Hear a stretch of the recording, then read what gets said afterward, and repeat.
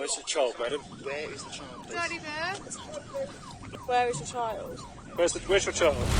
Police searching for a missing newborn baby. Serious concerns for the child's welfare. The second question that I asked was, is the baby with them?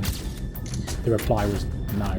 The baby is missing Where's your child? and a search is underway.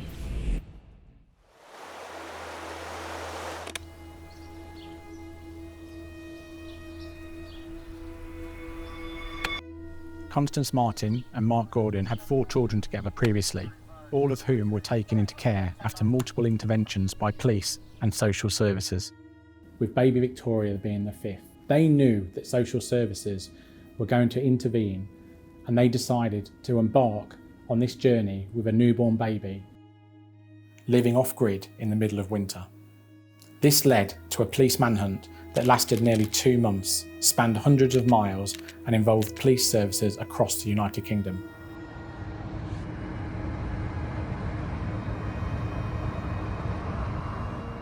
On the 5th of January 2023, a car fire on the M61 in Greater Manchester was the catalyst for this investigation to commence. Constance Marten's passport was found in the car alongside baby nappies, clothing and several pay-as-you-go burner phones. Emergency services who attended the scene found the placenta in the rear of the vehicle. It was clear that Constance Marten had given birth to a newborn baby. Greater Manchester Police launched a missing persons investigation. After the fire, the couple made their escape down an embankment next to the motorway and asked members of the public to give them a lift to Bolton. From here, they took a taxi to Liverpool.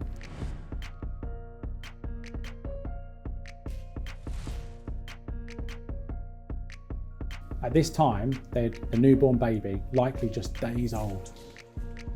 However, they didn't stay long and then took a 270-mile taxi journey to Harwich in Essex with baby Victoria. They arrived in Harwich on the 6th of January and checked into a hotel when Constance gave a fake name. Staff at the hotel noticed she was carrying a baby under her coat.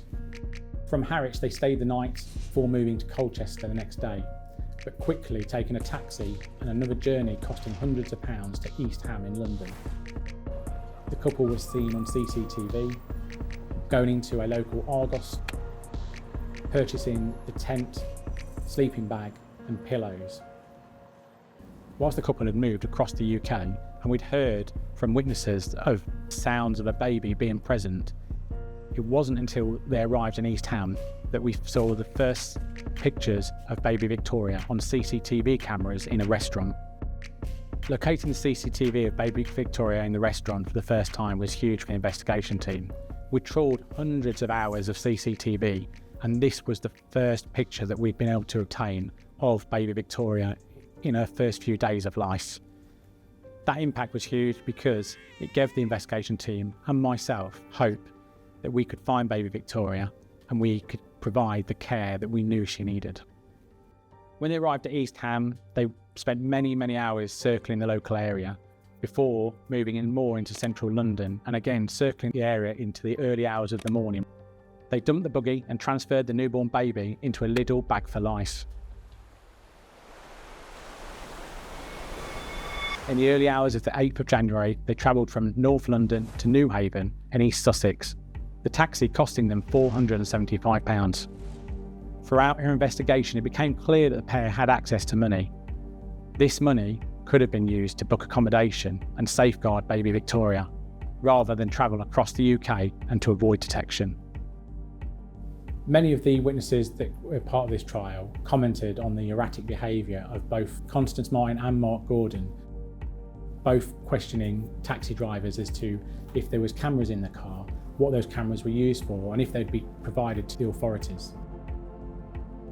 When they arrived in Newhaven, endless hours of CCTV was reviewed, taking them to the top of Newhaven, with the final CCTV pictures showing them entering an open field onto the South Downs Way.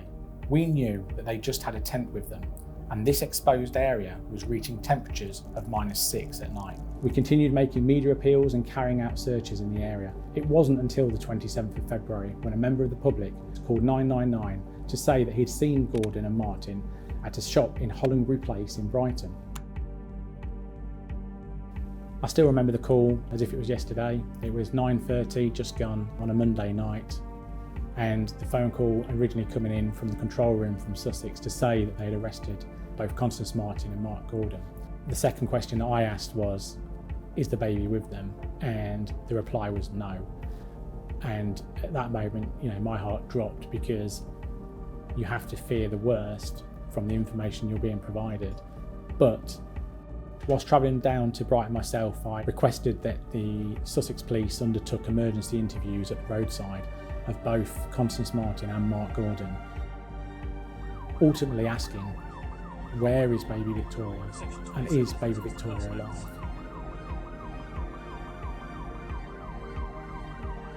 The first thing obviously that we did, and I did, was start looking for baby Victoria alongside colleagues, not just from the Metropolitan Police but from Sussex Police, who stayed on beyond their duties, searching the local land, searching the local area, hoping and wishing that we were going to find baby Victoria alive.